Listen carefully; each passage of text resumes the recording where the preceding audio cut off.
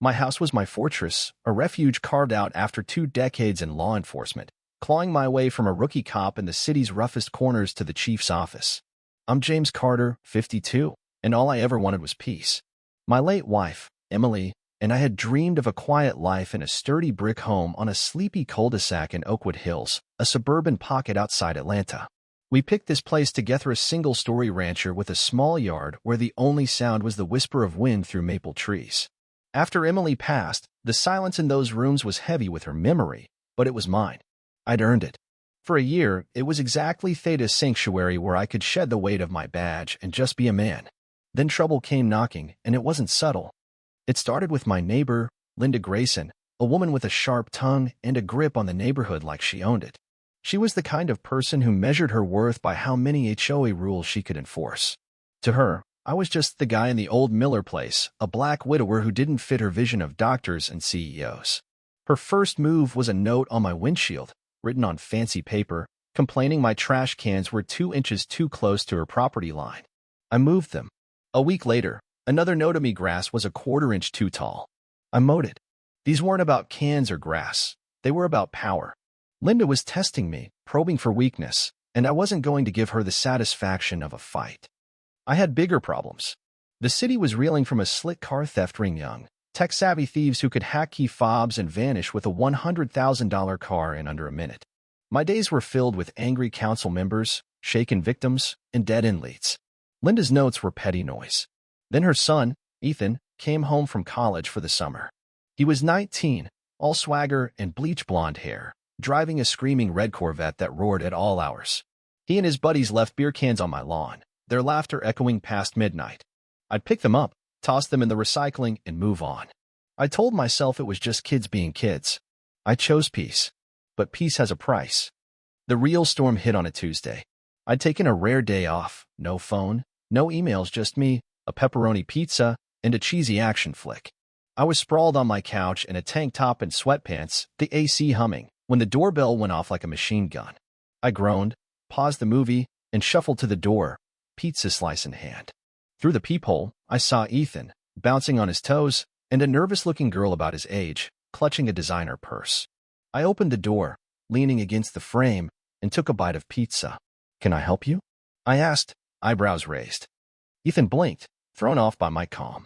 He'd clearly rehearsed a speech, and my pizza-munching vibe wasn't part of it. He wore a neon green polo and khakis, like he'd just stepped off a golf course, and sneered at my casual getup.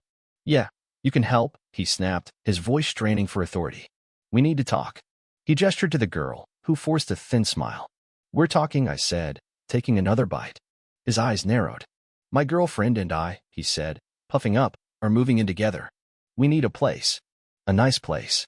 I stared, waiting for the punchline. "Okay," I said slowly. "There's a realtor downtown. They've got listings."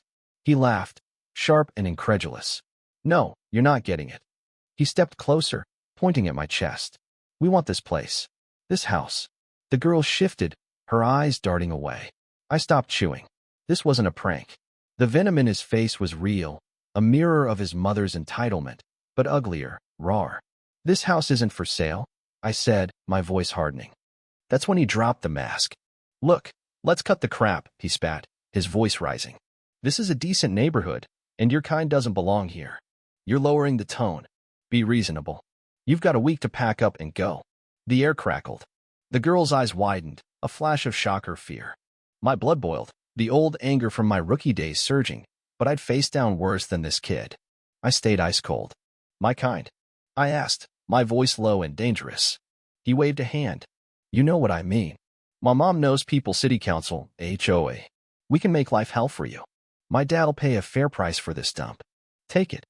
I set the pizza down, wiped my hands, and stepped closer. "Get off my property," I said, every word a blade. He froze, then his bravado flared. "1 week," he yelled, grabbing the girl's arm and dragging her away. I watched them storm across the lawn to his Corvette, his final glare promising war. I closed the door and stood still, the silence now electric with his hatred. This wasn't about trash cans anymore. This was personal, and I was going to find out what Ethan was hiding. People that arrogant always have secrets. My first instinct was to call a patrol car, bury him in citations for trespassing or threats. But I wasn't that cop. Using my badge for revenge was a line I'd never cross. Instead, I sat on my couch, replaying the encounter. Ethan's confidence wasn't just spoiled rich kid bluster, it was the kind of untouchable arrogance I'd seen in criminals who thought they'd outsmarted the system. And then there was the girl, Sarah, clutching that $5,000 purse, her eyes wide with fear, not contempt. Something was off. I noticed Ethan's watch, a flashy gold piece worth more than my car. Where was a 19-year-old getting that kind of money? My mind drifted to the car theft ring. They targeted high-end vehicles, Porsches, Lambos, Range Rovers, using tech to clone fobs and disappear without a trace. We suspected young, clean-cut thieves who blended into wealthy suburbs. I went to my home office, fired up my laptop, and pulled up the case files. I searched Ethan's Corvette Modelo limited edition beast, not cheap. Then I ran an image search for his watch. It was a $40,000 model from a luxury brand. Sarah's purse? Another $5,000. This kid was drowning in cash, and I doubted it came from daddy's allowance. I dug deeper, checking Ethan's social media. His profile was a shrine to excess yachts, ski trips, that red Corvette. One photo stopped me cold. Ethan posing with a silver BMW M5, stolen from a TechXX garage 3 months ago. The caption read, "New toy for the weekend." He deleted it, but the internet never forgets. I found it on a cached site. A 19-year-old posting a stolen $80,000 car? Either he was the dumbest crook alive or the most arrogant. I leaned toward the latter. The next morning, I was at the precinct before dawn, the smell of burnt coffee grounding me. I called in my best detective, Rachel Monroe, a 20-year veteran with zero patience for nonsense. I gave her the rundown, skipping Ethan's racial slurs but laying out his demand for my house and my suspicion about the theft ring. "The brass on this kid," Rachel said, shaking her head. "Want me to rattle him?" "No," I said. "This stays clean. By the book. I think he's tied to the car thefts." I showed her the photo, the watch, the purse.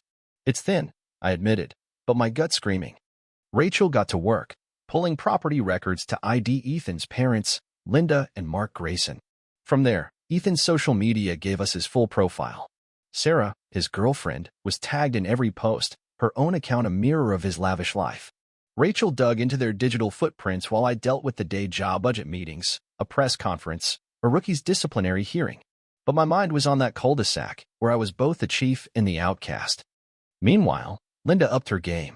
She went door to door, clipboard in hand, spinning tales about the troublemaker in the Miller place. HOA notices piled UPA $50 fine for a solar light in my yard. A complaint about my illegal shed. A city inspector showed up, tipped off by an anonymous call, to check the shed. It was grandfathered in, a non-issue, but the message was clear. Linda wanted me gone. She even leaned on her buddy, Councilman Greg Walton, to stir up community concerns about the aloof police chief at city meetings. It was a two-front war: Ethan's threats at home, Linda's influence in public. Then I saw something that changed everything. One night, I was reviewing surveillance photos when Ethan's Corvette pulled into his driveway. He and Sarah got out, arguing. He jabbed a finger in her face, then grabbed her arm, shoving her toward the door. She stumbled, cowering. My fists clenched. Every instinct screamed to intervene, but I couldn't. One wrong move, and the case would be tainted as a personal vendetta. But Sarah wasn't just an accomplice, she was a victim. That shifted the plan. The next day, I told Rachel we need Sarah in a room, away from him. We used a pretext to hit and run at a mall where Sarah hung out. Her mom's SUV matched the partial plate from the report, close enough to justify a witness interview. 2 plainclothes detectives, Mike and Lisa, brought her to a soft room downtown. O'Cuffs, no precinct vibes. I watched through a one-way mirror. Sarah sat rigid, clutching her purse, eyes darting. She gave short answers about the hit and run, claiming she saw nothing. Then Mike leaned in. "Is everything okay at home?" Her lip trembled. Lisa added, "We're worried about you. The way he treats you, it's not right." The dam broke. Tears streamed down Sarah's face as she spilled everything. Ethan was the brains of the theft ring, using custom software to hack key fobs. He'd trapped her by covering up her brother's DUI crash a year ago, which injured a pedestrian. Ethan's dad paid for a lawyer and a hush-money settlement, but it came with a price: Sarah's loyalty. He threatened to expose her brother if she left. The purses, the trips, they were chains, not gifts. She was terrified.